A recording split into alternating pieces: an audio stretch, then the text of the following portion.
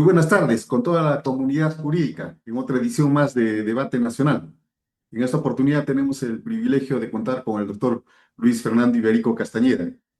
No requiere mayor presentación porque es uno de los especialistas en el proceso recursal. El enfoque procesal con bastante contenido que presenta el doctor es harto conocido, definitivamente tiene bastante autoridad sobre el tema. ¿Y quién mejor que él para trabajar este problema que se presenta actualmente en los procesos recursales, cuando desde enfoques muy formalistas se pretende limitar las razones de fundamentación en las apelaciones, confundiendo los argumentos con los fundamentos? De hecho, la sesión de ahora va a ser bastante enriquecedora, creemos, tanto para los operadores jurisdiccionales, fiscales y también los señores abogados defensores. Doctor Luis Fernando Iberico Castañeda, le dejamos en el aire. Adelante, doctor. Muchísimas gracias, doctor Silvio Mendoza. Para mí es nuevamente un honor y un privilegio haber recibido su invitación, la que gustosamente he aceptado, y estoy aquí con ustedes para poder compartir una conversación. Básicamente es eso, no es una disertación, ni mucho menos, sino tal vez tratar de transmitirles algunas ideas respecto de la temática que me ha sido encomendada, para poder visualizar algunos problemas y apuntes. Yo creo que es muy importante siempre en el tema de la impugnación tener en consideración algo, y eso siempre lo menciono porque nunca podemos perder de vista que somos seres humanos. Y como seres humanos hay cosas más allá de la profesionalidad o el profesionalismo con lo que uno enfrenta en las labores diarias y cotidianas.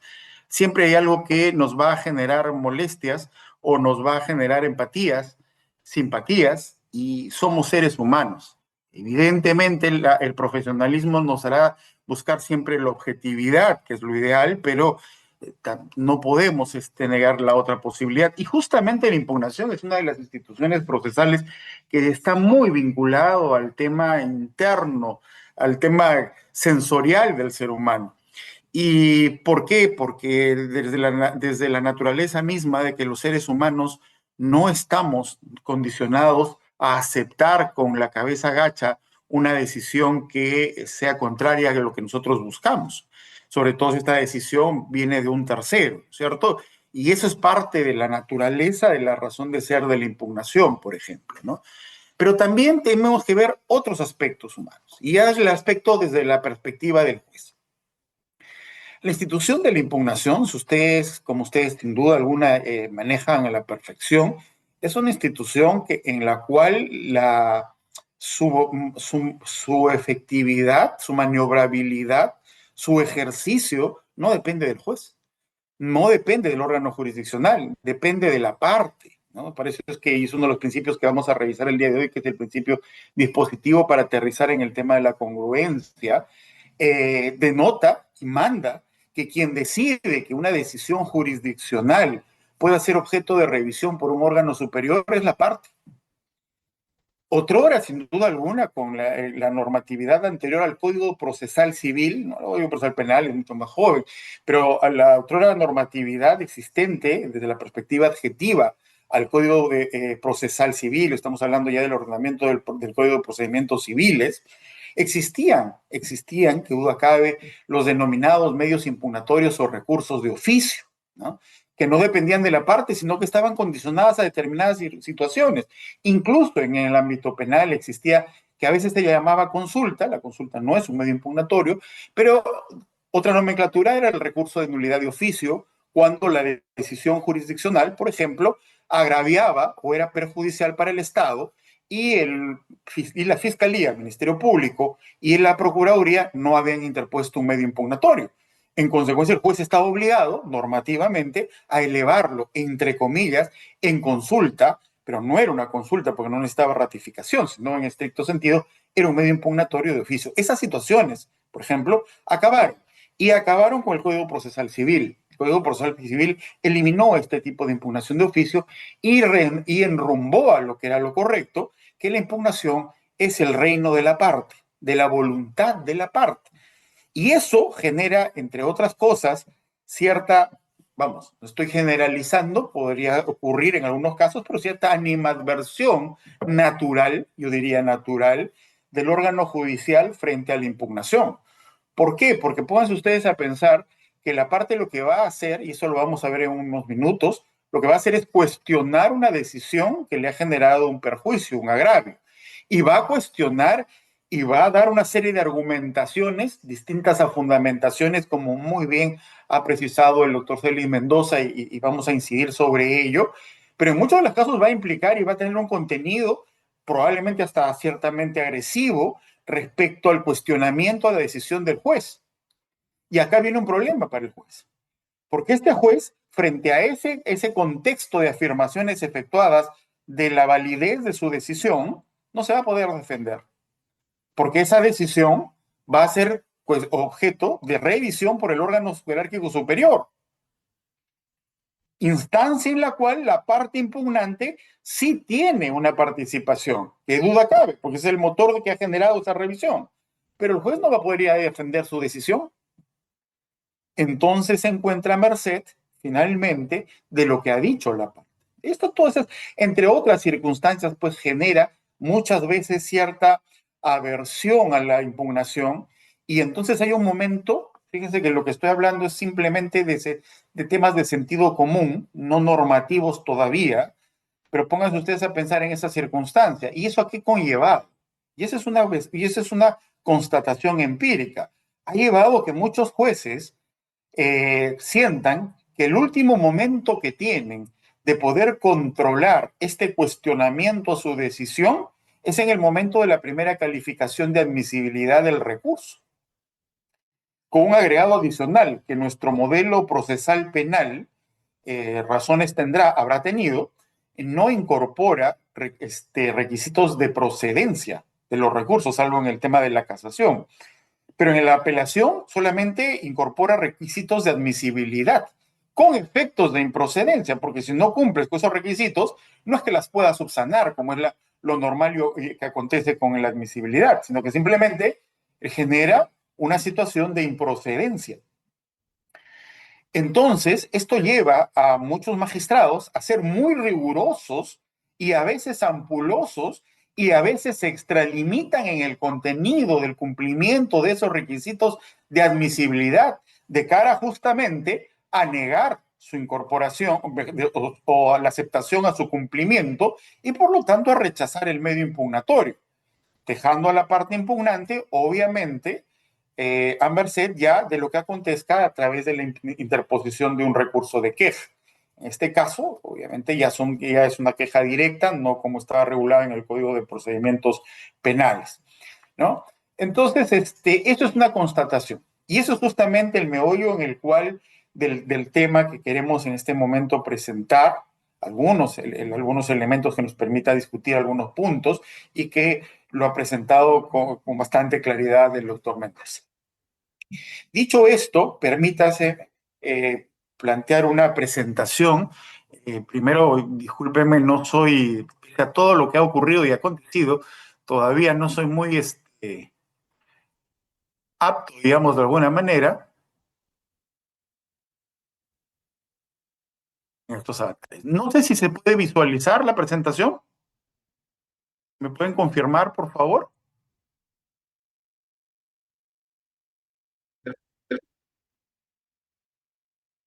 ¿Se puede visualizar? Sí, se visualiza. Ah, muchísimas gracias, doctor. Sí, doctor. Sí, muchas gracias. Entonces, fíjense, vamos a ver este tema que es la congruencia recursal y, como dice el subtítulo, entre fundamentos y argumentos. Y curiosamente, muchas veces, y eso nos pasa sobre todo a los abogados, confundimos ambos aspectos, ¿no? Y no son lo mismo. Quizás esta equivocación y este error, y lo vamos a ver cuando presentemos digamos, una presentación en donde veamos los ordenamientos procesales, muchas veces lo que ocurre es que la nomenclatura que se utiliza es también la que nos lleva al error y al equívoco, porque se utilizan indistintamente ambos términos. Y agrego uno más, expresión de agravios, como si fuese un sinónimo de fundamentación o de argumentación, ¿no? Y muchas veces también ustedes se habrán podido percatar que cuando uno habla de agravios y uno dice, a ver, quiero ver los agravios del recurso, y en realidad los agravios del recurso es difícil que un recurso tenga agravios en plural, lo que sucede ocurre, perdón, un recurso no, una resolución, lo que normalmente acontece es que tiene un solo agravio. Eso lo vamos a ver más adelante. Otra cosa distinta es el conjunto de, desde la perspectiva obviamente del impugnante, de irregularidades o equivocaciones en que haya incurrido el magistrado, desde la perspectiva del impugnante. Pero esos no son agravios. Esas son justamente equivocaciones, errores, lo que nos va a llevar a lo que veremos más adelante, a la fundamentación del recurso. Ojo, no a la argumentación del recurso, a la fundamentación del recurso. Bien, dicho esto, permítame, en este sentido, vamos a... Muy bien. Unas ideas generales, creo que esto lo debo ampliar, ¿no? Para que se pueda ver. Ya está. He tratado de plantear de esta manera para poder hacer más ágil, porque evidentemente el tiempo no es dadivoso con nosotros y así debe ser. Debemos acostumbrarnos sin duda alguna a la brevedad y además porque evidentemente estamos ya al cierre de su jornada y están sin duda cansados y obviamente sin ninguna ganas de escuchar. Entonces voy a tratar de por lo menos hacer lo más corto posible y poder transmitir lo que estaba, con la intención que tengo de transmitir estas ideas. Miren, ¿qué cosa es impugnar? Y impugnar no es otra cosa que cuestionar una decisión jurisdiccional. Evidentemente, uno puede pensar y hacerlo más grande y decir es impugnar una decisión no solamente jurisdiccional, podría ser del Ministerio Público. El Ministerio Público tiene sus medios impugnatorios también, la justicia administrativa los tiene, la justicia constitucional los tiene, lo que fuese, pero digamos para efectos nuestros nos interesa que lo que es un cuestionamiento a una decisión jurisdiccional, pero es un cuestionamiento que tiene una finalidad y esto es muy importante. No solamente es una crítica a la decisión jurisdiccional, es un cuestionamiento con la finalidad de obtener que esa decisión jurisdiccional sea revocada, o sea, modificada, o sea, anulada. ¿Correcto? Entonces, no es solo crítica, y esto es muy importante para efectos de la fundamentación, sino que es un cuestionamiento con una finalidad concreta. Esta impugnación es una manifestación, y esto es importante incardinarlo dentro de un derecho fundamental. Evidentemente, el constituyente peruano, y siguiendo más o menos la línea y el modelo que ya tenía desde la Constitución del 79, ha generado, digamos, el reconocimiento de una serie de derechos o de garantías procesales autónomas y desmembrándolas de una u otra manera de sus plexos contextuales garantistas más amplios, como es el debido proceso y la tutela jurisdiccional o tutela procesal, como llama el Código Procesal Constitucional, a este derecho. Evidentemente, no es el momento la situación para poder discutir cuál es la diferencia entre el debido proceso y la tutela. Son distintos. Creo que muchas veces la diferencia radica en esta ansia que ha tenido siempre el legislador peruano de copiar instituciones extranjeras sin ninguna limitación alguna, ¿no? Y en este caso ha copiado dos instituciones que pertenecen a dos familias jurídicas distintas. Pero bueno, no es el caso. En todo momento, lo que sí podemos nosotros afirmar es que la impugnación se incardina dentro del plexo garantista de la tutela procesal efectiva, no del debido proceso, es de la tutela. Y específicamente dentro de la tutela, dentro del contexto del acceso a la justicia. Recordemos que siempre un contexto macro de la percepción de la tutela jurisdiccional o de la tutela procesal efectiva, siempre nosotros tenemos un marco de 4 niveles, ¿no es cierto? El acceso a la justicia, muy bien, ya accedí a la justicia, necesito los mecanismos y las garantías que me permitan acceder a la justicia para pedir algo, ¿sí? Pero que una vez que ingreso a la justicia, digamos, a este entorno jurisdiccional, algo tengo que hacer, porque ya ingresé y ahora que ingreso, ¿qué cosa hago? Bueno, en líneas generales lo que hago es defenderme, pero defenderme implica, entre otras cosas, y entre otras varias cosas, implica contradecir lo que dice la otra parte, pero también implica sustentar, fundamentar y probar lo que yo estoy afirmando. Una vez que hemos culminado con esta labor, que es para ambas partes o para las tres partes o los sujetos procesales que hay dentro del mismo, nosotros pasamos al tercer estadio de la tutela, que es el derecho que tenemos de que el magistrado, el juez que tiene a su cargo, que es el competente para decidir la controversia, ¿no es cierto?, o para difuminar la incertidumbre jurídica, emita una decisión que esté fundada en derecho. Nunca tenemos el derecho a que nos den la razón, ese derecho no existe, pero sí tenemos derecho a que lo que nosotros postulamos sea decidido y que esté debidamente motivado, porque además eso es un mandato constitucional.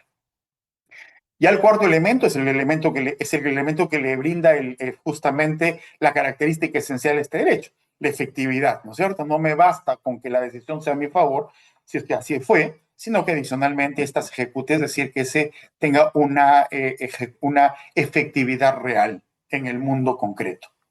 Pero a lo que nos aboca a nosotros, ¿dónde está la impugnación ante todo este paneo que hemos realizado? Pues la impugnación está al inicio, en el acceso. Pues se me dice, pero con la impugnación no accedo a la justicia. Sí, sí se accede. No se accede en el primer momento, porque en el primer momento, para efectos genéricos, voy a utilizar la palabra en su modo coloquial, está la demanda. Con la demanda accedo. La primera entrada, la tocada de timbre, ¿no es cierto? La tocada de puerta. Pero una vez que estoy adentro, si ese primer piso al cual me dieron acceso no he recibido la respuesta que yo creo me merezco y que creo que el derecho me ampara, entonces tengo la posibilidad de subir a un segundo piso, ¿no es cierto? Y ese segundo piso, esa es la impugnación, pues. Así como la acción me permite acceder al primer piso, la impugnación me permite acceder al segundo piso, al tercer piso, al cuarto piso, al quinto piso. Recordemos que la Constitución finalmente nos habla de instancia plural, no nos habla de doble instancia. El desarrollo constitucional más bien viene por la ley orgánica del Poder Judicial. Y esto, simplemente para hacer un paneo, esto es muy distinto a la impugnación, recuerden, ¿no es cierto? Es el acceso a estos pisos, a estos niveles de jurisdicción. Esto es distinto al recurso, por cierto. El recurso es la escalera, el recurso es el ascensor, es lo que me permite subir de piso a piso, ¿sí? Pero no es la impugnación. La impugnación es estar dentro del contexto, es acceder a este contexto, a este piso. ¿A través de qué lo hago? A través de los recursos. Muy bien. Pero fíjense ustedes, si está dentro del contexto del acceso a la justicia, la pregunta que uno tiene que hacerse es, ¿y para qué accedo a la justicia? O sea, ¿por qué le toco la puerta al Poder Judicial? Porque le estoy tocando porque yo tengo una controversia que no la he podido resolver, no ha podido ser sujeto a una decisión autocompositiva. En consecuencia, lo que voy a necesitar es que haya un tercero que tiene jurisdicción, es decir, capacidad para decir derecho y que por las reglas establecidas es el competente, ¿no es cierto? Voy y le toco la puerta para que él decida. Es lo que hace el fiscal, ¿no? No necesariamente cuando el fiscal formaliza la investigación preparatoria, porque ahí no hay un acto postulatorio en el sentido concreto de la palabra. Cuando acusa hay un acto postulatorio estrictamente porque hay un pedido formal al juez. Cuando un fiscal formaliza la investigación preparatoria no le pide nada al Poder Judicial. Le puede pedir temas cautelares, pero cuando formaliza no le pide absolutamente nada al Poder Judicial. Eso no es un acto postulatorio. Es más, todos sabemos perfectamente, muchos detractores del Código Procesal Penal cuestionan justamente que no sea objeto de control judicial esa decisión del fiscal. En fin, es una decisión del legislador, pero no hay una pretensión ahí. No la hay. No la hay en absoluto. Le notifica al juez para asuntos de competencia y para que asuma el control a través de los mecanismos que están previstos en el código dentro de la investigación preparatoria. Pero no hay en estricto sentido, vuelvo a repetir, un acto postulatorio. Muy bien, más fácil en el tema civil, correcto, es la demanda. Pero si ustedes se percatan, de acusación, demanda, lo que fuese, siempre yo tengo que pedirle algo al órgano jurisdiccional. Le tengo que pedir. Entonces, si yo pretendo que el órgano jurisdiccional resuelva lo que le estoy pidiendo, ¿cuál es el primer elemento central de toda impugnación? El primer elemento, no el único ni el más importante, pues eso ya depende de la perspectiva, pero creo que así debemos construir, tanto para los abogados, tanto para los jueces, que justamente debemos ser muy claro en lo que le estoy pidiendo al juez. Mi pretensión tiene que ser muy clara. ¿Qué es lo que le pido al juez? Pero fíjense ustedes, no solamente no solamente por ser parte de la impugnación de este contexto del acceso a la justicia implica claridad en lo que le piden ustedes al juez, sino también claridad en por qué se lo piden. Es decir, ¿cuál es el basamento por los cuales ustedes están pidiéndole eso al juez?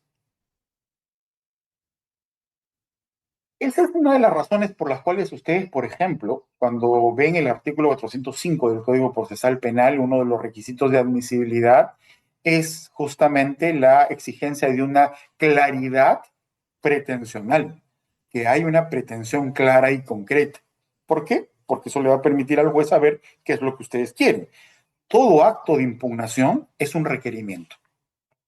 Todo acto de impugnación implica un requerimiento. Así como la acusación es un requerimiento, le pide el fiscal algo al juez, de la misma manera el impugnante le pide algo al juez.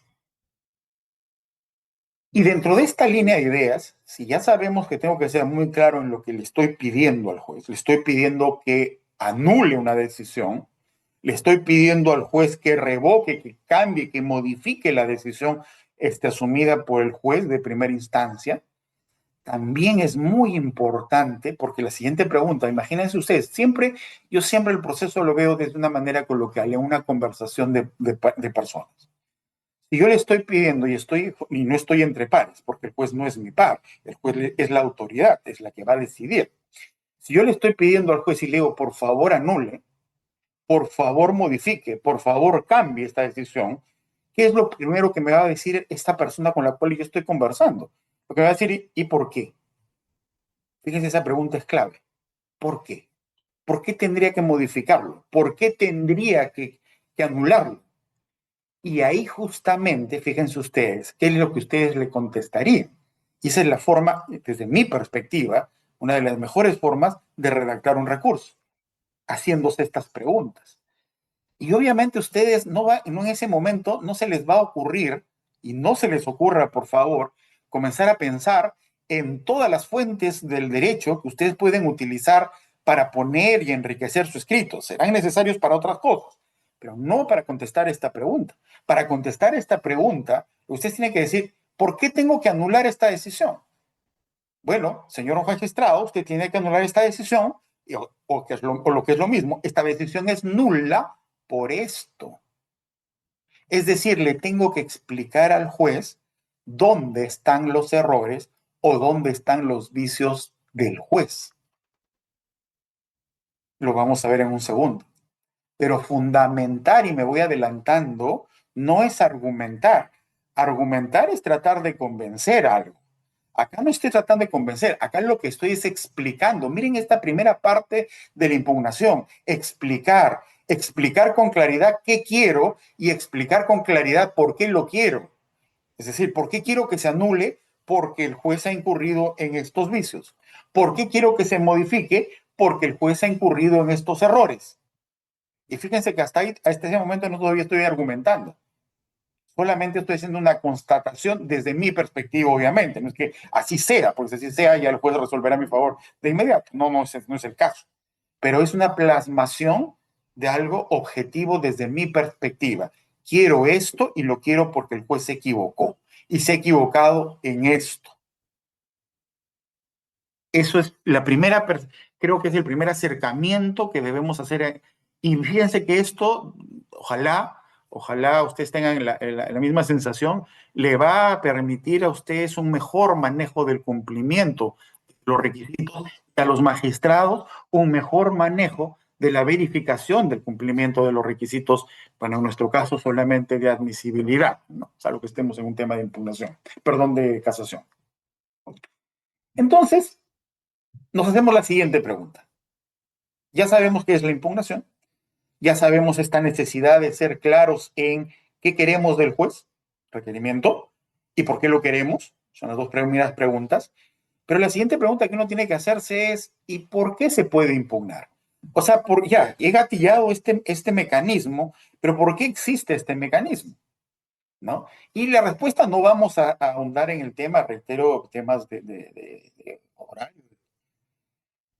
No vamos a ahondar en las posibles teorías que puedan haber, más o menos de líneas generales, todos coinciden en decir, bueno, se permite que haya impugnación, es decir, se permite que las partes puedan cuestionar las decisiones de un juez, porque el juez es un ser humano y como todo ser humano se equivoca, y esto es lo que se conoce en el argot jurídico como la falibilidad humana.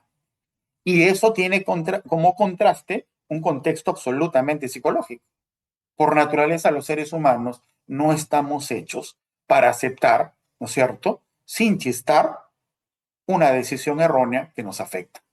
Porque automáticamente, ¿qué es lo que hacemos? Pónganse ustedes en la vida cotidiana, no se pongan ustedes a pensar solamente en el tema de los tribunales, pónganse en su vida cotidiana. Cada vez que ustedes ven algo que no están de acuerdo, probablemente lo primero que hacen ustedes es reclamar.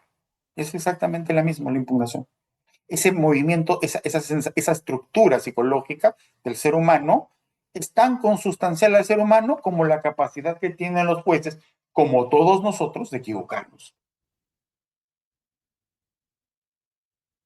No es materia de esta conversación ahondar en cómo se pueden equivocar los jueces, pero en líneas generales, digamos, y esto ustedes lo pueden encontrar, básicamente están en los ordenamientos procesales.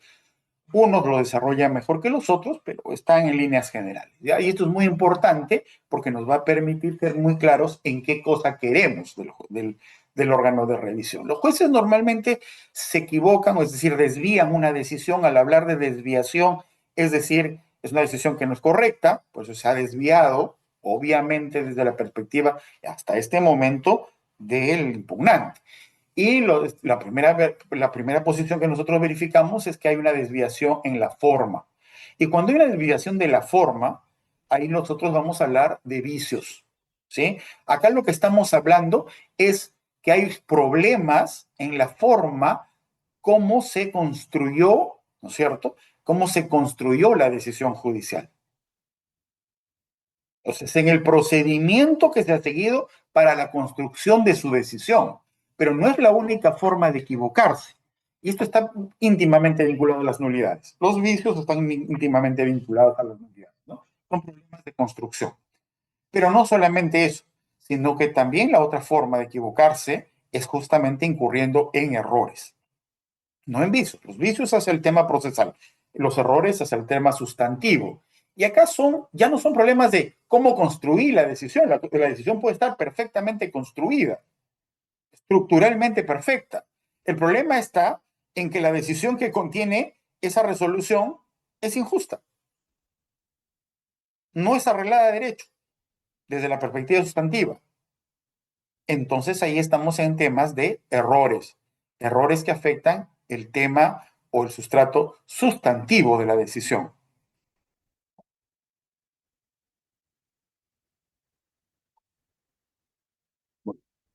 Los vicios, el tema procesal, el mundo de las nulidades, ¿no es cierto? Acá las nulidades, o sea, los vicios que se pueden incurrir un magistrado, son básicamente de dos formas, ¿no? En líneas generales.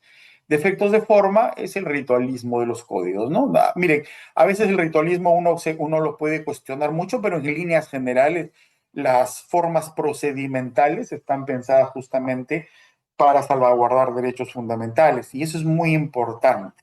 Y fíjense que voy a hacer una primera anotación de un tema que lo vamos a ver al final de nuestra conversación. Los ritos procedimentales, la normatividad procedimental, no existe por sí misma, ¿tá? No es un valor en sí misma. El proceso no es un valor en sí misma, es un instrumento para algo, es un mecanismo que sirve para algo, ¿no es cierto? Pero no es un valor en sí mismo, como tal.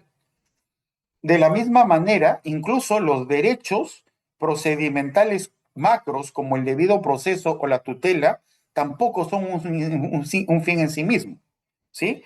Porque son derechos de alguien, son garantías de alguien. Por lo tanto, se puede haber equivocaciones, errores, no errores, no es buena esa palabra para este contexto, equivocaciones con relación al ritualismo procedimental fijado por la norma, ¿sí?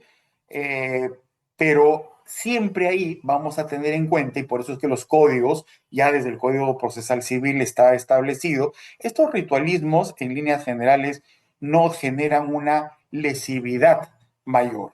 Y por eso es que pueden ser convalidables, pueden corregirse, etcétera, etcétera, etcétera. Y son los temas que, digamos, menos importancia generan, porque son corregibles. En cambio, los defectos de motivación, que es el otro vicio importante dentro de la formación de la decisión del juez, esto sí es crucial, porque esto sí afecta directamente un derecho fundamental. Y fíjense, ustedes dirán, ¿cuál es el derecho fundamental? El derecho a la debida motivación de las acciones judiciales o jurisdiccionales, como reza la Constitución. Yo diría algo más. Estamos hablando del elemento, uno de los cuatro pilares de la tutela, el derecho que tenemos a que la controversia puesta a conocimiento del juez sea resuelta a través de una decisión fundada en derecho. O sea, es parte inmanente de la tutela. Por eso es que estos defectos no son convalidables. Estos defectos no son subsanables. Estos son parte de los llamados defectos o nulidades absolutas y tienden a generar una situación de indefensión. ¿Ya? Pero eso es el mundo de los vicios. Así se pueden equivocar los magistrados.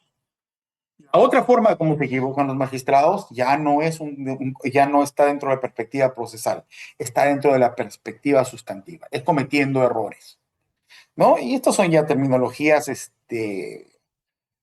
muy antiguas, de mucho de utilización ya histórica por el mundo procesal, ¿no? Que son los famosos errores in iure y los errores in facto. Los errores in iure, muy importantes estos, muy importantes para la conceptualización de un recurso, son aquellos problemas donde hay un problema de subsunción, si lo queremos ver desde la perspectiva penal, ¿no es cierto? O sea, lo que pasa es que ahí el juez se ha equivocado, miren, aquí el juez le queda claro lo que ha ocurrido. Y lo que ha ocurrido, normalmente la construcción o reconstrucción del pasado que se hace a través de la prueba, ¿no es cierto? Al juez le tiene claro. Es decir, ha utilizado los medios probatorios, y cuando hablo de medios probatorios, por favor, autores, no lo estoy hablando desde la perspectiva técnica, sino desde la perspectiva coloquial. Estos medios probatorios que en buen romance no son otra cosa que las piezas del rompecabezas, los ha traído al presente y ha comenzado a armar el rompecabezas. Y ya tiene un rompecabezas, es decir, ha recreado una situación del pasado. Entonces, en ese momento le queda claro la foto. Pero lo que pasa es que esa foto trae un conflicto. Es el conflicto que se le ha puesto a su conocimiento. Y acá el juez comete los siguientes errores, o puede cometer los siguientes errores, ¿cierto? El primero es que esta situación que él tiene al frente se resuelve con la norma A y no la aplica. Se inaplica la norma que era la llamada. Pero este error va justamente aparejado del siguiente error. Como no puede dejar, ¿no es cierto?, de aplicar una norma, entonces no aplica la correcta, inaplicación de la norma correcta, y aplica la norma incorrecta. Segundo defecto. Y el tercer defecto, probablemente el más común de todos desde la perspectiva sustantiva, es que no se equivoca de norma. Escoge la norma adecuada para resolver esta controversia. El problema es que le da un contenido que no es el correcto. Es un problema de interpretación. Interpreta mal la norma. Son las tres posibilidades, ¿no es cierto?, de errores en que puede incurrir el magistrado por problemas de subsunción. Estos son sustantivos. Y los errores sin facto, fíjense, este es un error anterior todavía, porque acá no hay un problema de equivocación normativa, de inaplicación de la norma correcta, de aplicación de la norma incorrecta o de interpretación incorrecta de la norma adecuada. No. Acá lo que hay es que hay una apreciación deficiente del marco fáctico de lo acontecido. Interpreta mal lo que ha pasado. Y obviamente al interpretar mal lo que ha pasado va a terminar haciendo aplicaciones indebidas normativas. Claro, porque ha equivocado el contexto en lo que ha ocurrido. Estos también son problemas. Por eso es que, y ahora uno dirá, pero eso es un problema de valoración probatoria y la valoración probatoria es un tema procesal no sustantivo, no necesariamente porque estamos hablando del supuesto fáctico de lo que tiene que resolver. Ahora, ¿Cuál es la diferencia entre lo uno y lo otro? Para efectos prácticos. Que los vicios, cuando son detectados por ustedes al momento de impugnar, esto los debe llevar automáticamente a que cada vez que ustedes detecten un vicio, la pretensión, el requerimiento, lo que le van a pedir al superior es una pretensión nulificante.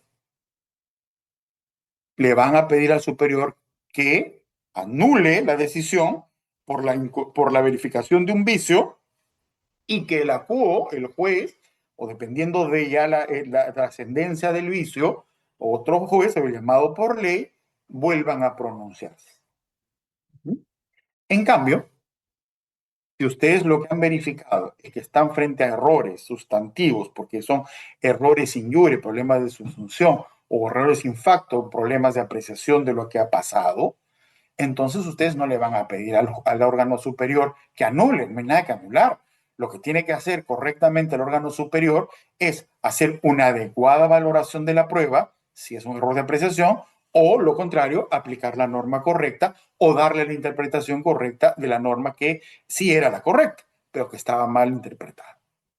Entonces, nótese que vicios siempre nos va a llevar automáticamente a una pretensión nulificante. El error siempre nos va a llevar a una pretensión revocatoria. Y esto es muy importante porque en mi experiencia he visto muchísimos recursos en donde no sé por qué sienten algunos colegas de que pedir la nulidad de algo es más fuerte que pedir la revocación. No lo sé. Es como si fuera un demérito, ¿no? Pareciera ser que eso es lo que sienten y lo ponen, ¿no? Con mucho énfasis. Pero uno se da cuenta de la justificación del recurso y la justificación del recurso me está hablando más bien de que lo que quieren ellos es que se modifique la decisión, ¿no? Y viceversa. Puede ocurrir y acontecer. Dicho esto, y acá justamente ya es el punto inicial de la impugnación, si ustedes quieren llamarlo de esta manera, los diferentes sistemas, bueno, no todos los sistemas, pero muchos de los sistemas procesales a nivel mundial han tratado, mejor dicho, son conscientes de que las decisiones son tomadas por un juez y el juez tiene, ¿no es cierto?, la capacidad, como cualquier ser humano, de equivocarse. Entonces la pregunta es, ya, pero esa constatación, más allá de ser una constatación, de acercarme a la realidad, no me sirve de mucho. Lo que me va a servir es cómo lo soluciono. Y curiosamente, más o menos, vuelvo a repetir, digamos, una coincidencia en entender que la solución está justamente en permitir que estas decisiones sean objeto de revisión. Y normalmente la revisión debe ser hecha por más y por más con más experiencia. Si no, pónganse ustedes a pensar mejor dicho, la edad de ingreso de un juez y la edad de un vocal superior o de un juez superior. Ahora pónganse ustedes a pensar eso en el tema de la Suprema. Ahora, miren ustedes la composición. Juez 1, claro, estamos hablando de un juez unipersonal, pero en general, en la mayoría de los casos es juez 1, sala 3, superior, sala de revisión, y Corte de Casación 5. Ya no me quiero ir ya al tema del Tribunal Constitucional, ¿no es cierto? 7. Entonces, fíjense que hay esta idea de que, bueno, uno podrá decir, sí, pero que sean más no significa que el error desaparezca. Pueden quintuplicar el error. Sí, claro, puede ocurrir, puede pasar, pero se tiene que optar por algo y se ha optado por este modelo, en donde el número y la experiencia deben garantizar de una u otra manera una mejor corrección de la decisión. Y ahí entra justamente entonces, ¿y cómo logramos esto? Lo logramos a través de la impugnación. Segundo punto. Ya hemos hablado un paneo general de lo que es la impugnación. El segundo punto que quería tocar con ustedes era la formalidad. Y básicamente ya aterrizando en nuestros temas es, ¿qué necesito para impugnar? O sea, ¿qué tengo que cumplir para impugnar? Correctamente, ¿no? Más o menos. Y acá hay algunas ideas. Creo que hay 4 ideas generales, y digo generales porque ha sido más o menos comparando modelos procesales de normatividad interna peruana. Lo primero que uno tiene que tener en cuenta es que para poder impugnar tienes que tener legitimidad recursal. Y ojo, la legitimidad recursal no es la legitimidad procesal. La legitimidad procesal es la situación o la condición que te genera de ser parte del proceso. Pero eso no implica que tú tengas automáticamente legitimidad recursal. ¿Por qué? Porque la legitimidad recursal está dado justo, fíjense, y acá uno de los términos que suelen confundirse indistintamente. La legitimidad recursal te la da el agravio. Es decir, tú para poder, y esto es lo que hablamos, esta sensación, ¿no es cierto?, interna del ser humano de no aceptar una decisión contraria a sus intereses, justamente se ve reflejada acá. ¿Por qué? Porque la parte sale una decisión y siente que esa decisión es contraria a sus intereses o niega lo que había pedido, como ustedes quieran ver. Entonces, ¿cómo lo traducimos? Que esa decisión le ha generado un agravio, le ha generado un perjuicio. Y al sentir la existencia de este agravio o perjuicio, eso es lo que le da la legitimidad. Y acá vamos haciendo precisiones. Entonces, cuando hablamos de agravio, el agravio no es la forma como se equivoca el juez. Expresión de agravios. Me hacen un listado. No, el juez aplicó indebidamente el artículo tal. El juez, no, eso no son agravios. Esa es la forma de equivocarse de los magistrados, según la perspectiva del impugnante. El agravio es por qué esa decisión es contraria, por qué me genera un perjuicio. Señor, porque me está condenando a 20 años de pena privativa de libertad, me está privando de mi libertad injustamente. El hecho solo de decir que me está privando de libertad 20 años, ya está el agravio. Es evidente que es una decisión que es contraria a mis intereses. ¿Correcto? Ese es el agravio. Y por lo tanto, la legitimidad recursal implica, si nace de la existencia de un agravio causado por la decisión jurisdiccional, para el cumplimiento adecuado de los requisitos de admisibilidad, tengo que ser claro y preciso en decirle al órgano de revisión por qué la decisión me agravia, por qué la decisión me perjudica.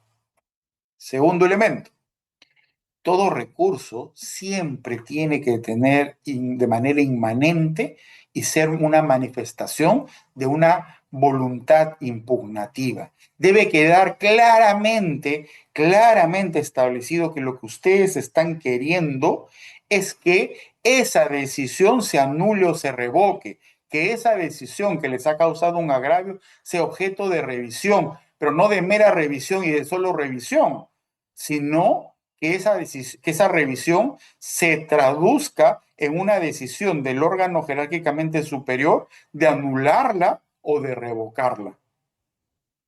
Eso es lo que entendemos como voluntad impugnativa. Tiene que ser manifiesta, no deducirse. Parece que no está conforme, ¿no? Creo, porque ¿te acuerdas que dijo tal cosa en la audiencia tal? No, eso no funciona. Así no funciona la impugnación. Tengo que decir apelo. ¿Y cómo se traduce esta voluntad impugnativa? Simple, en el escrito debe decir interpongo recurso de apelación.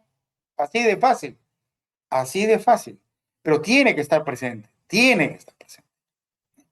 Por eso es que de una u otra manera es adecuado que el actual código, aun cuando hay un supuesto por ahí, pero en líneas generales se ha eliminado esta figura de me reservo el derecho, ¿no? O sea, de impugnar, o sea, de manifestar mi voluntad impugnativa. Vuelvo a repetir, salvo algún supuesto específico del código. Pero la idea está, sí que claro, pues si tú escuchas una decisión, aun cuando la hayas escuchado solamente en la parte, digamos, decisoria de la decisión, tú sabes automáticamente si te perjudica o no te perjudica. Claro, otra cosa distinta será si ya desde una perspectiva, digamos, ya no procesal, sino de estrategia, te conviene impugnar una decisión que evidentemente es contraria a tus intereses, pero a lo mejor no tan contraria a lo que tú pretendías. Pero eso ya es un tema de estrategia, eso es extrajurídico. Entonces, claro, nuevamente, dime qué te agravió la decisión, manifiéstame tu decisión inequívoca de que lo estás impugnando y obviamente acá se incluye, dime qué cosa estás impugnando. Y cuando digo, estoy diciendo que estoy interponiendo recurso de apelación contra la sentencia. Ya te estoy diciendo cuál. Sí, pero dime qué parte de la sentencia o todo, porque puede ser todo. Si es todo, dime todo. Por lo tanto, no tengo que estar separando considerandos, sino simple y llanamente dime que es todo. Pero caso contrario, hay a lo mejor algún elemento o algún considerando que de una u otra manera sí consideras que está adecuado, entonces tú dime ese no, el que yo impugno es este considerando o este conjunto de este razonamiento judicial. Ya está. ¿Qué más necesitamos? Tienes que decirme qué cosa quieres. Ya me estás diciendo que por qué tienes un agravio ahí, por qué te ha causado un agravio. Ya me estás manifestando tu decisión de cuestionar esa decisión. Todo eso está perfecto. Ya me has precisado qué parte de la resolución que te ha generado un agravio la quieres cuestionar. ¿Qué más? Tienes que decirme qué cosa quieres que haga el órgano superior. Y eso tiene que ver, recuerden, con el tipo de equivocación en que ha incurrido el juez. Si son vicios, si es un tema procesal, lo que ustedes van a pretender es una decisión nulificante. Si lo que ustedes verifican es una equivocación de la CUO, es decir, un problema de subsunción, entonces lo que usted, entre otros supuestos, que lo que ustedes van a plantear es van a requerirle al órgano superior una decisión revocatoria. Avanzamos. Fundamentación. Y acá es importante. Fundamentar es lo mismo que argumentar. Desde mi perspectiva, no. No es lo mismo. Porque fíjense, desde la palabra fundamentación está vinculado a la palabra base. Fundamentar es básicamente poner el sustento de la construcción, fundamento. Por eso, incluso ustedes se percatan ya desde perspectivas ideológicas o de perspectivas filosóficas, cada escuela filosófica, incluso las religiones, tienen los fundamentos de la religión, los fundamentos de la escuela filosófica. Y no son los argumentos de esas escuelas filosóficas ni los argumentos de esas religiones. Son los fundamentos, la piedra en la que se basa. Entonces, si ya hemos ido construyendo todo un discurso a partir del cual hemos dicho esta decisión que tenemos de cuestionar algo que nos genera un perjuicio, fundamentar y responder a la pregunta, ¿por qué te genera un perjuicio? Ya sé que te genera un perjuicio. ¿Por qué te genera un perjuicio? Porque me va a causar este daño. Ya está. Pero ¿y por qué impugnas? ¿Por qué la cuestionas? ¿Por qué está mal la decisión? Miren esa pregunta. ¿Por qué está mal la decisión? Ya yo sé que te causa un perjuicio, pero a lo mejor te estás bien condenado, pues, ¿no? Entonces, no reclames. ¿Por qué? Entonces, a esa pregunta viene la fundamentación, que es la explicación, ¿no? La explicación, la manifestación de los vicios o errores en que ha incurrido el magistrado. Esta decisión tiene que ser revocada porque el magistrado ha interpretado incorrectamente el artículo 304 del Código Penal. Me ha condenado por delito de contaminación ambiental cuando en el caso concreto lo que ha ocurrido, por decir, si fuese una interpretación, es una figura estrictamente de peligro abstracto y el artículo 304 solamente recoge figuras de peligro concreto y o lesión. Una interpretación. Nótese cómo que acá, ¿no? Todavía no estoy respondiendo a la siguiente pregunta que me van a hacer. La siguiente pregunta que me van a hacer es, ¿y por qué crees que el artículo 304 recoge una figura de peligro concreto o de lesión y no incorpora una figura de peligro abstracto? Ah, mire usted, porque cuando se gestó este artículo en la exposición de motivos, uno puede recoger que las bases para esto o los antecedentes para este artículo fue el código colombiano, el código chileno, el código español, el código italiano, lo que fuese. Incluso en ese momento tenía una gran ascendencia los artículos o los libros del doctor tal, maestro de la universidad de tal sitio, que justamente en su obra tal, página tal, señala y cuestiona. Ahí estoy argumentando, ya no estoy fundamentando, estoy argumentando el fundamento. El fundamento es en qué se equivocó el juez. El fundamento es interpretó incorrectamente esta norma, aplicó indebidamente esta norma, emitió una decisión sin fundamentación, o es una fundamentación, digamos, gaseosa, banal, fútil, parece o aparente, parece que fundamenta y no fundamenta. Y hacia esto le agrego, porque el Tribunal Constitucional, en la sentencia del Tribunal Constitucional número tal, tal, tal, señala que los defectos de motivación son A, B, C, D, y como un ejemplo de la fundamentación, tal cosa. Esto, ahí estoy argumentando. Pero el fundamento ya está claro. El fundamento está claro. En mi parecer, a mi parecer, creo que la regla debe ser la verificación de que el recurso está bien fundamentado, no que esté bien argumentado. Es que creo que no es un requisito. El requisito es que me digas claramente qué quiere.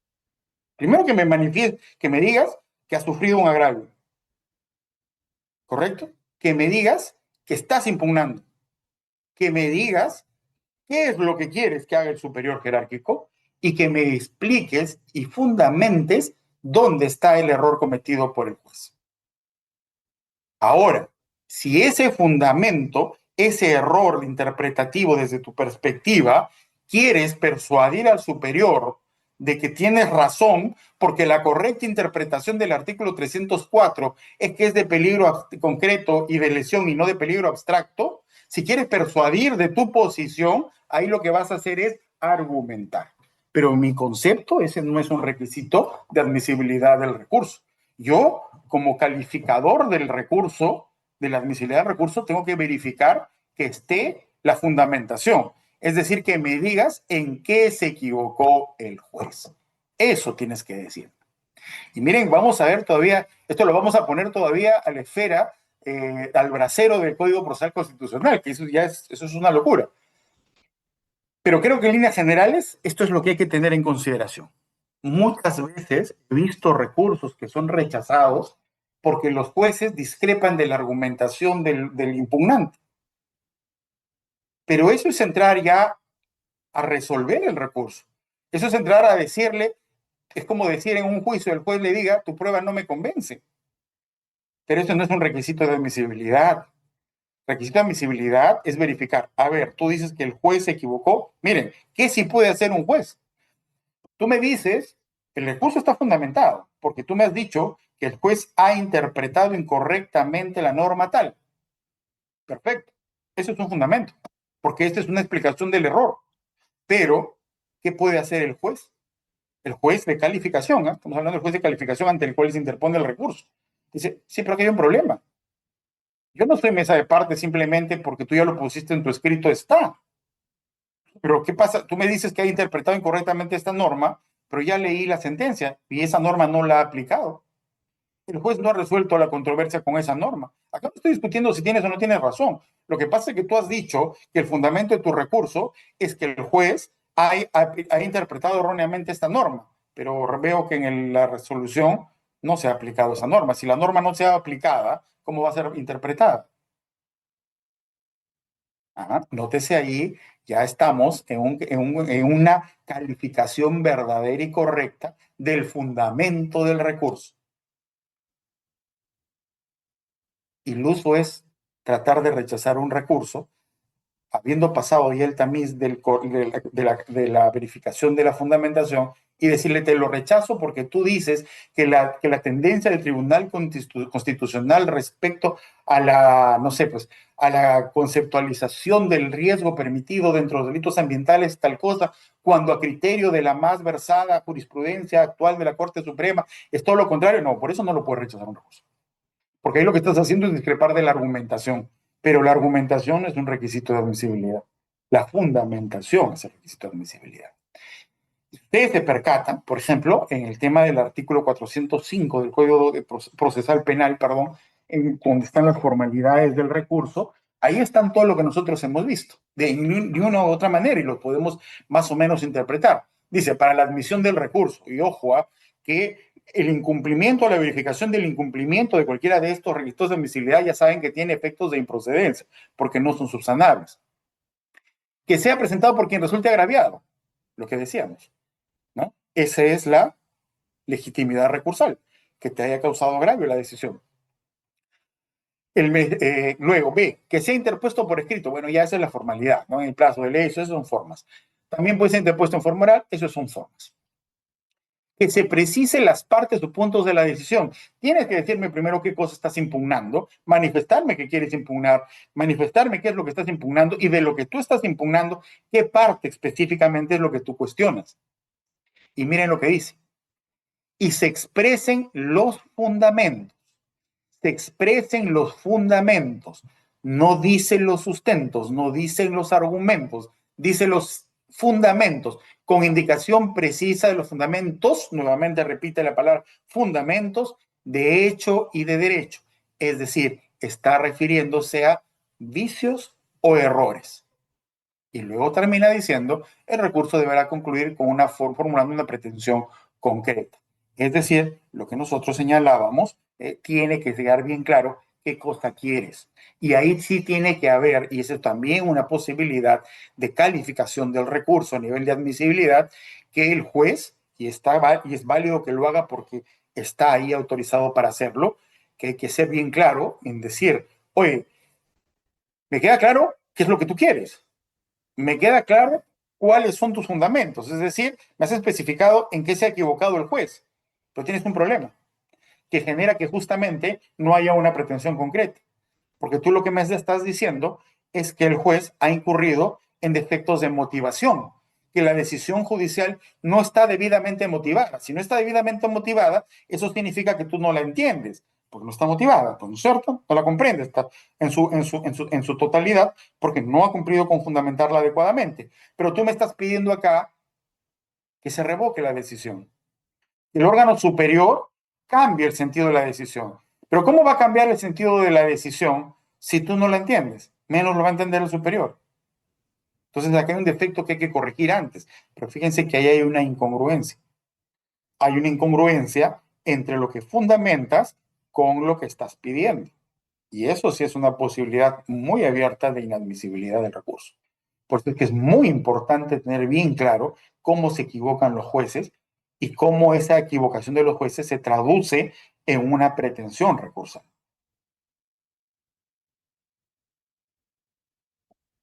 El Código Procesal Civil es más corto, pero muy claro. Pues te dice, el impugnante fundamentará, nuevamente, no es argumentará, no es sustentará, fundamentará su pedido en el acto procesal en que lo interpone, precisando, miren, y aquí es bien claro, precisando el agravio que te afecta, el vicio, el error, la equivocación procesal o error, equivocación sustantiva que lo motiva. ¿Mm? O sea, digamos, de otra manera hay un uso más adecuado del lenguaje procesal. Pero bueno, en líneas generales, digamos que los dos comparten básicamente los requisitos. Lo demás es el tema de ya de plazos, es un tema procedimental puro. Pero fíjense lo que sí rompe la cabeza totalmente en este tema procesal, y probablemente sea por el tema que ellos discuten, ¿no? No voy a entrar a cuestionar esa decisión, pero miren ustedes la opción del artículo 21 del Código Procesal Constitucional. La interposición de los medios impugnatorios, con excepción de la queja, no requieren fundamentación. Bueno, salvo una excepción ahí para el tema del habeas corpus y más. Luego dice, el demandante que impugna una resolución que sustenta los agravios, sustentará los agravios en la instancia superior. Acá sí hay una confusión, porque no va a sustentar agravios. Lo que va a sustentar son los fundamentos. Es decir, por qué se equivocó el juez.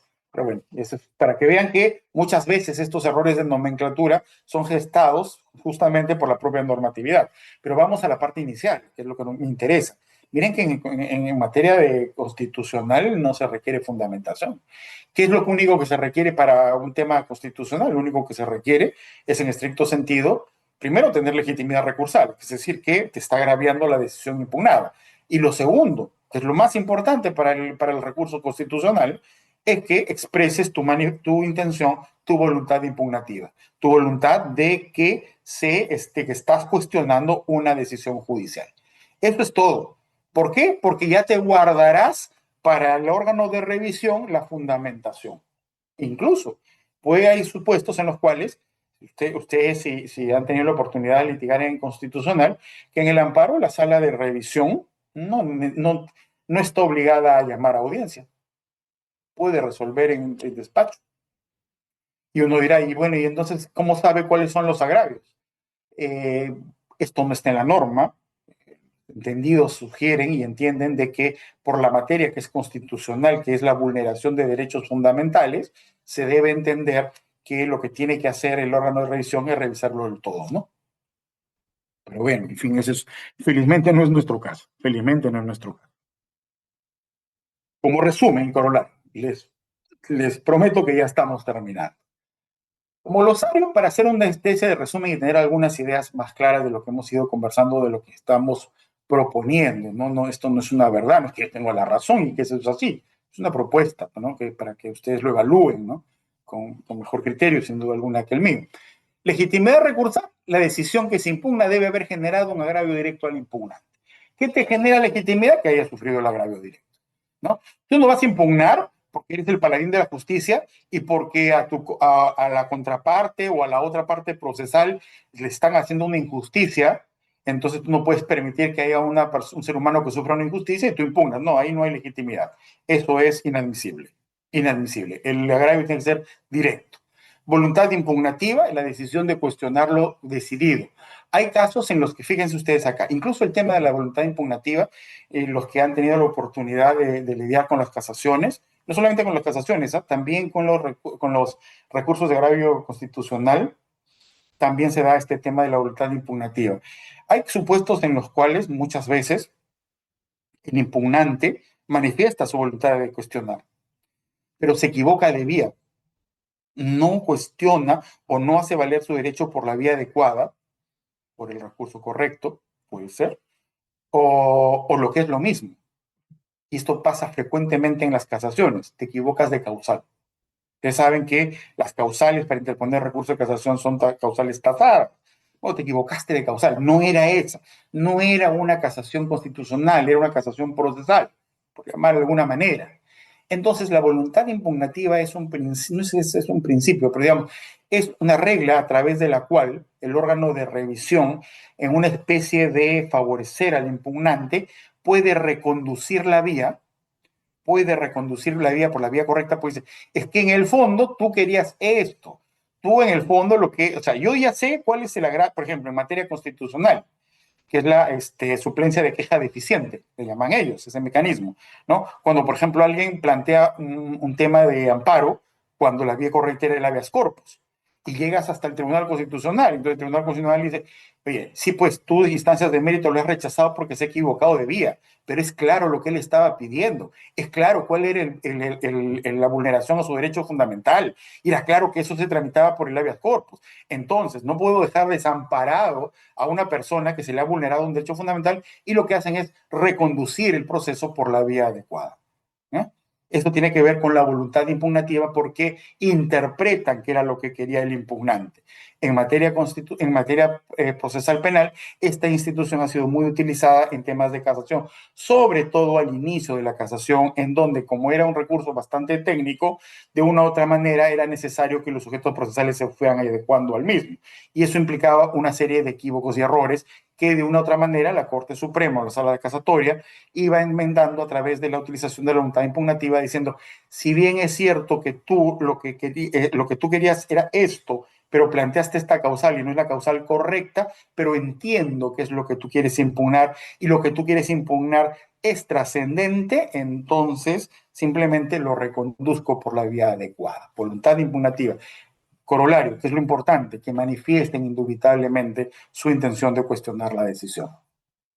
Pretensión es lo que ustedes quieren. Es lo que ustedes quieren que el órgano de revisión haga. Es un requerimiento, es un pedido, es una solicitud. ¿Sí? Y acá hay que tener en cuenta un tema que creo que hoy día se ha superado. Yo he sido una de las víctimas del momento en donde no había este entendimiento todavía por los jueces penales, porque no entendían el contexto de la acumulación de pretensiones. O sea, hablaba de acumulación de pretensiones y entendían que eso era un tema civil, pues, ¿no? De demanda. No, pues sí hemos dicho que la demanda y la impugnación son primos hermanos, porque los dos están en el acceso a la justicia, es acceso a distinto piso, así como puede haber pretensiones acumuladas a nivel de demanda, ¿sí? Que pueden ser subordinadas, subsidiarias, alternativas, etcétera, todo lo que el Código de Procesal Civil menciona, igual puede acontecer en la impugnación. Porque ¿qué pasa si ustedes, por ejemplo, les notifican la sentencia? Y la sentencia tiene por un lado, o sea, por una parte, vicios, o sea, es decir, nulidades insubsanables. pero por otra parte que se pronuncia sobre otro tópico del conflicto, hay una aplicación indebida de normas y una interpretación errónea de normas que sí eran las pertinentes, pero que no se les ha dado el verdadero sentido. Entonces, ¿qué haces ante eso? ¿Escoges? Dices, bueno, voy a escoger si denuncio en mi recurso solamente las nulidades o si solamente denuncio los temas de las equivocaciones sustantivas. No, no tienes por qué hacer eso. Porque tú ahí puedes plantear claramente, ¿no es cierto? Una pretensión que pueda incorporar los errores. Y esto es muy importante, porque a través del mecanismo de la subordinación de pretensiones recursales. Entonces tú le dirás pues al órgano judicial, mire, esta sentencia debe ser modificada porque han resuelto interpretando erróneamente tal norma y por lo tanto se revoque. ¿Sí? Subordinadamente, en caso su judicatura no fuese del parecer de que ha habido una interpretación errónea de esa norma, porque a lo mejor coincide en que la interpretación es la correcta, sin embargo, la gestación de esta decisión justamente ha vulnerado un derecho fundamental como por ejemplo la debida motivación. Y por lo tanto, si no es de recibo la primera pretensión revocatoria, subordinadamente planteo la nulidad de la decisión. ¿Cuál es el requisito? Primero, es que eso es válido. Esa es acumulación de pretensiones. Primer elemento. Hoy día ya se acepta. Pero antes les digo, estabas hablando de un tema tabú. Pero bueno, así se supera. Finalmente es un tema del ejercicio continuo del derecho. Pero lo segundo, y esto sí es un requisito de validez, que esto sí puede y le permite al órgano de control inicial. El órgano de control inicial es el juez ante el que interpones, el juez que te ha resuelto y ante el cual interpones el recurso. Estamos hablando de la apelación. Es que la fundamentación, miren, ojo, fundamentación de ambas pretensiones tiene que ser autónoma. Así como son pretensiones distintas, su fundamentación, es decir, las equivocaciones del juez que han gestado esta decisión, tienen que estar por separado, no ser la misma fundamentación, porque entonces ahí incurren justamente en una falta de claridad en la pretensión, porque no puede ocurrir que haya dos pretensiones que son por naturaleza distintas y que se sustentan en el mismo fundamento. Eso es de locos, eso no es admisible jurídicamente. Por lo tanto, ahí es un rechazo absoluto por inadmisibilidad, pero no porque no sea legal y normativamente correcto plantear pretensiones subordinadas. Eso no es la razón, es por la forma como lo han fundamentado.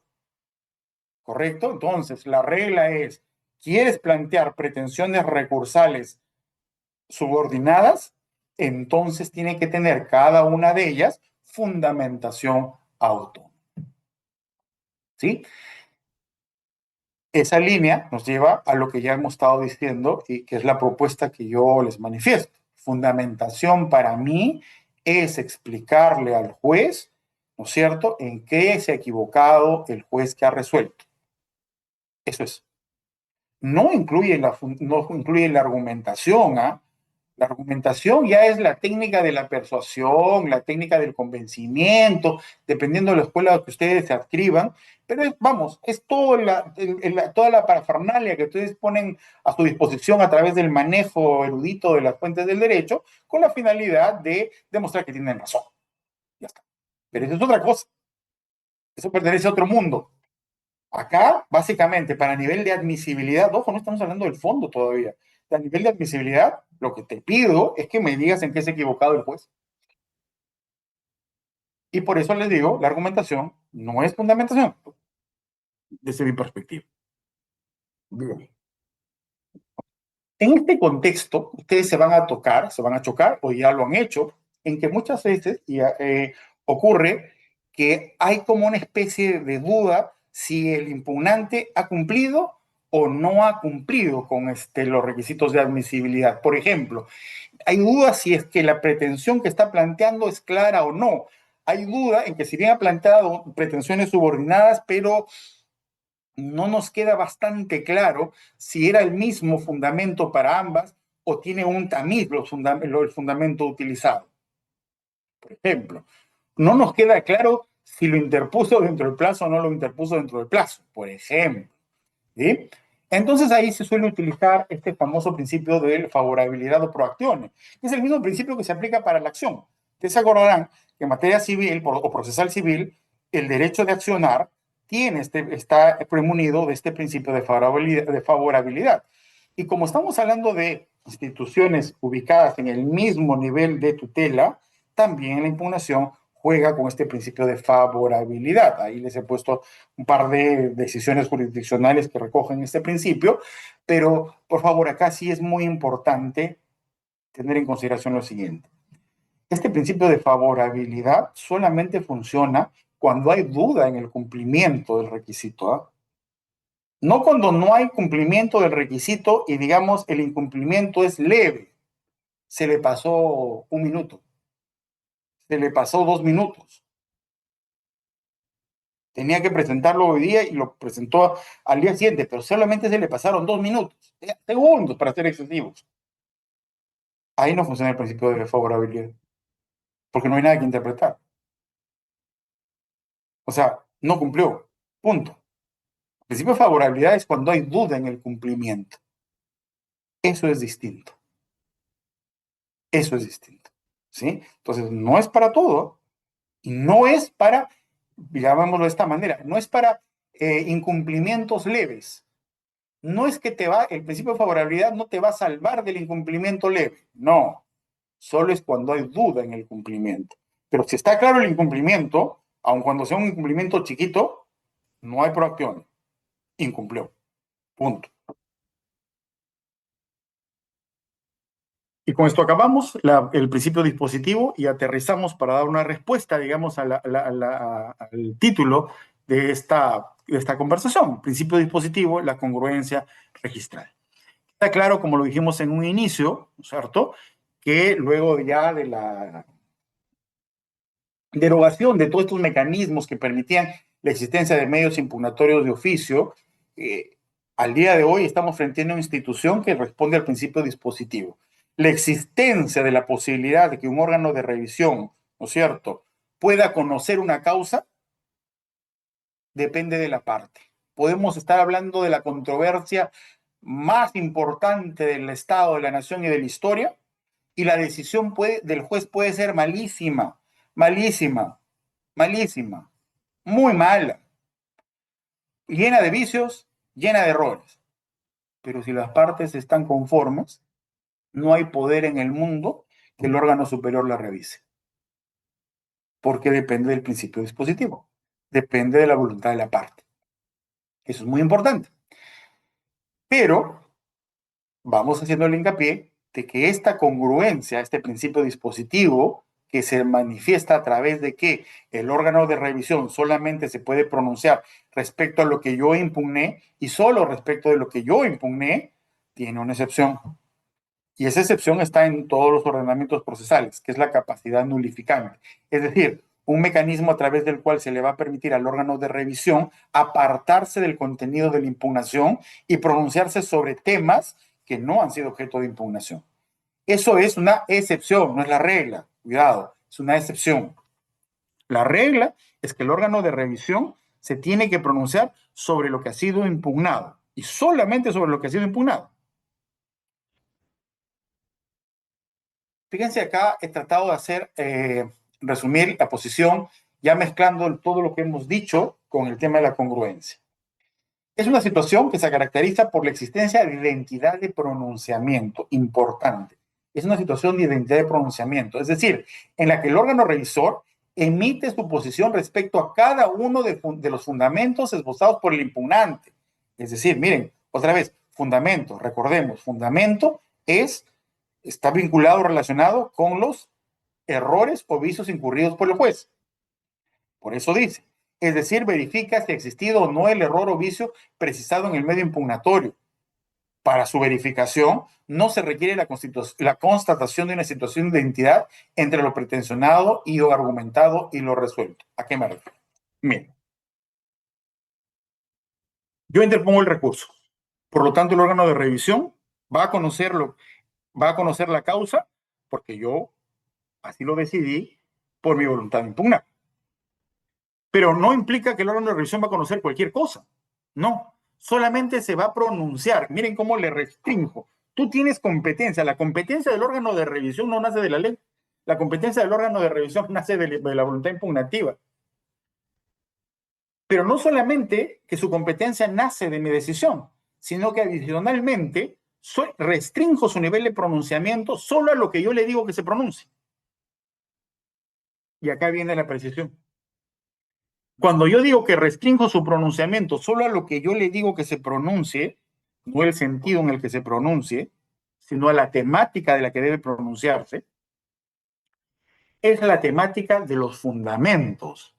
Es decir, yo le he dicho al juez, al órgano de revisión, que el juez se ha equivocado porque interpretó mal el artículo 304 del Código Penal. Entonces, la sala de revisión tendrá que pronunciarse sobre si hubo o no una interpretación errónea sobre esa norma. O si yo le digo que esta controversia debe haberse resuelto con la norma tal, con la norma Y, pero se ha aplicado indebidamente a la norma X, la sala está obligada a pronunciarse en el fundamento y decir si fue correcto o no fue correcto que se aplicara la norma Y y que por lo tanto fue correcto o incorrecto que se inaplicara la norma X. Esa identidad tiene que existir. Los fundamentos, es decir, en donde yo le he dicho que se ha equivocado el juez, sobre eso tiene que pronunciarse el órgano de revisión. Eso es congruencia. Señor magistrado, si bien es cierto, el juez, la sala se ha pronunciado sobre sobre los fundamentos que yo he esbozado, pero yo además agregué que según no sé, el maestro tal Froncini de la universidad, no sé, pues de Azerbaiyán, sostiene de manera absolutamente clara y concisa tal cosa, y no hay un pronunciamiento respecto a la cita del maestro de Azerbaiyán. Por lo tanto, es nula la decisión de la sala porque no es congruente, no se ha pronunciado sobre lo que yo le he pedido, ¿no? Para eso no sirve la congruencia. Yo no tengo por qué pronunciarme sobre todos tus argumentos. Son argumentos de refuerzo del fundamento. Lo que yo tengo que pronunciarme sobre tu fundamento. ¿Se aplicó bien o no se aplicó bien la norma? ¿Se interpretó bien o no se interpretó bien la norma? ¿Se motivó bien o no se motivó adecuadamente la decisión judicial? Sobre eso me voy a pronunciar. Puede que en mi sustento, para mi decisión, yo como órgano jurisdiccional tome en consideración tus argumentos porque me parezcan razonables. Pero eso no quiere decir que yo esté obligado a pronunciarme por cada uno de los argumentos que tú has expuesto. Yo tengo que resolver los fundamentos. Yo tengo que resolver lo que es cuestionar, lo que se está cuestionando. ¿Y qué se está cuestionando? Los errores y los vicios de los jueces. Porque no olvidemos finalmente que la impugnación, si bien depende o tiene como su sustento el principio dispositivo, la voluntad de la parte, al gatillarse el mecanismo de la impugnación y por lo tanto subir en mérito una decisión jurisdiccional, automáticamente y paralelamente se gatilla el poder del control jurisdiccional de las instancias. Es decir, la impugnación no solamente sirve para revisar finalmente los fundamentos de la impugnación, sino también para que los órganos jurisdiccionales controlen la calidad de las decisiones entre sí. Y ahí se gatilla. Pero ¿qué le voy a controlar? Yo no le voy a controlar si leyó o no leyó la obra que tú me estás diciendo. Sí le puedo controlar que no aplicó una ley, eso sí le puedo controlar, pero no si aplicó o no aplicó una lectura. Y esto, finalmente, doctores, ya cerrando nuestra conversación, ¿por qué existe la congruencia? O sea, ¿por qué se optó finalmente por un tema de congruencia? Porque en el fondo, si nosotros nos percatamos, lo que se busca con la congruencia, es decir, que buscamos incentivar la impugnación. Buscamos incentivar la impugnación no solamente por el interés del impugnante, sino también por el criterio de que los órganos de mayor jerarquía y de mayor experiencia controlen lo que van decidiendo los jueces de mérito. O sea, a esas dos finalidades. ¿Y por qué entonces en esa línea de ideas lo que buscamos es incentivar de que las partes procesales impugnen? Entonces, un mecanismo de incentivación es decirle, mira, impugna. O sea, si tú solamente impugnas, ¿cuál es tu peor escenario? Tu peor escenario es que se confirme la sentencia tal cual está, pero no te la van a ir a para abajo, por ejemplo. ¿no es cierto? La reforma empeoró. Otro mecanismo de incentivación de la impugnación. ¿Qué mecanismo también tenemos? Impugna. No solamente que si tú eres el único impugnante, no solamente que no vas a tener un peor escenario que el que ya tienes, sino que adicionalmente, oye, sí, pero mira, la sala de revisión puede revisar este otro punto que mira que el juez lo tacó así tangencialmente y eso es medio contingente. Tranquilo. Si tú no impugnas ese punto, la sala no lo va a poder revisar, salvo que sea un tema de nulidad. Pero si es un tema de fondo, la sala no se puede pronunciar sobre eso, porque tú le vas a decir sobre lo que va a pronunciarse. Miren cómo se incentiva, porque la única manera, ¿no es cierto?, no solamente de cumplir con el mandato constitucional de la instancia plural, es incentivar la impugnación, sino que hay que incentivarla porque es el único mecanismo que se tiene que los órganos superiores puedan controlar la calidad de las decisiones de los órganos inferiores. Por eso es que toda esta... Y lo que tienen es dónde está el reconocimiento de la... Hemos hablado ya de la capacidad nulificante, reconocimiento de la capacidad nulificante, que es que básicamente que la única excepción al principio de congruencia. Nótese, la única forma como un órgano superior, fíjense que en el ejercicio del control de las decisiones judiciales, puede apartarse y romper con el principio dispositivo que implica solamente pronunciarse sobre lo que se le ha pedido e ir más allá e incluso pronunciándose sobre algo que no se le ha pedido, es cuando se verifica la existencia de una nulidad absoluta. Cuando se verifica la existencia de una nulidad absoluta. Eso catapulta al órgano de revisión a la posibilidad de pronunciarse fuera, extra a lo que se le ha pedido en la impugnación. Obviamente es una capacidad excepcional y como toda capacidad excepcional no puede estar librada al arbitrio, porque si no se va a convertir en la regla.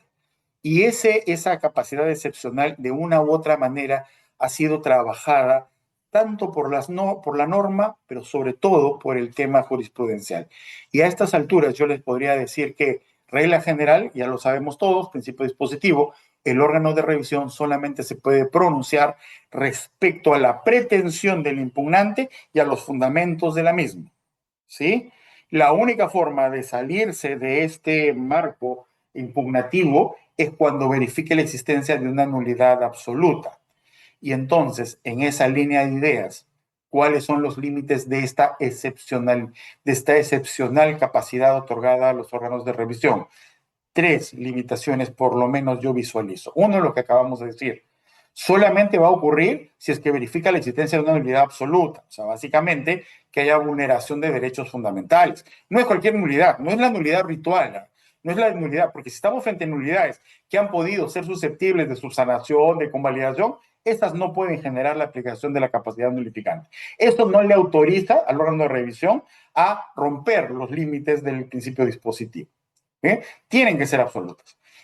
Las otras dos limitaciones, una fue establecida en sede jurisprudencial, la Corte Suprema en una sentencia de casación, la 300 de 2014, que indicó sí, la capacidad nulificante del órgano de revisión, es decir, pronunciarse sobre nulidades absolutas no advertidas por el impugnante, no incorporadas por el impugnante en su escrito, tiene una limitación.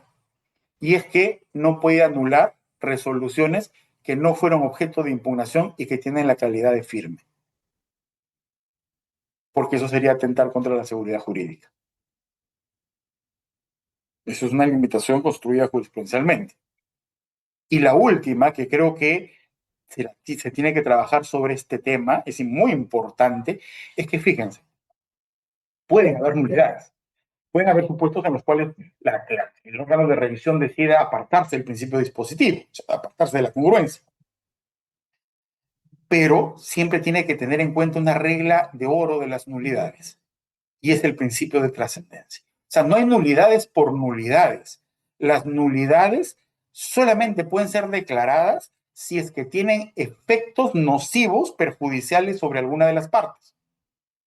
Yo siempre pongo como ejemplo esto porque fue un hecho real.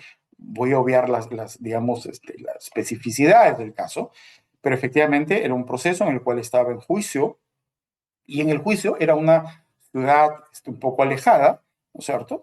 Es una ciudad importante, ¿sí? Alejada de la capital, digamos de alguna manera, y sobre todo sus vías de comunicación sujetas a los, digamos, a las peripecias del clima. Y en esa línea de ideas ocurría y pasaba que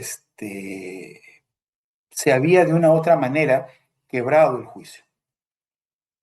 Para tratar de salvar este quebrantamiento del juicio, ¿no? Hasta ahora no entiendo por qué 8 días, no 9, no 10, no 11. O sea, no sé de dónde viene el estudio de pensar que en 8 días retenemos y después de 8 días no retenemos. Pero bueno, ya en fin, no es la discusión del caso. Pero, digamos, evidentemente se habían pasado los días. Si bien no se habían pasado los días, pero se habían generado formalidades para tratar de cumplir, ¿no? Formalidades como, por ejemplo, instalar la audiencia por teléfono, ¿no?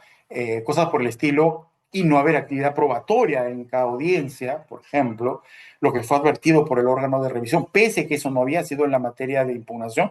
La materia de impugnación había sido que el procurador había impugnado el tema de la reparación, y sin embargo la sala salió por la tangente y dijo, no, no, no, no, no, acá este juicio se ha quebrado, así que nulo y todo lo demás.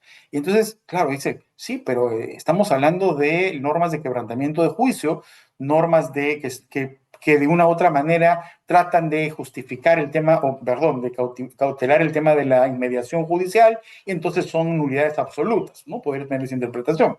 Pero ¿cuál era el tema? El tema en que todas las partes habían estado de acuerdo. Todas las partes habían estado de acuerdo. Todas. O sea, nadie había tenido ningún agravio.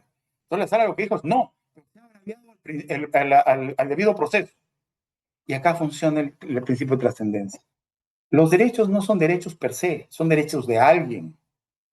¿Correcto? O sea, no hay el debido proceso por el debido proceso. No es la deificación del debido proceso. Porque el debido proceso es instrumental. Es el atributo de alguien y para alguien. Pero si el alguien, el titular, ninguno de ellos, y pese a que eran posiciones totalmente contrarias unas de otras, no se sentían agraviados por esto. Por el contrario, habían aceptado esta situación justamente en aras de acelerar el juicio y que siga adelante y que se llegue a una solución, independientemente de cuál fuese la solución.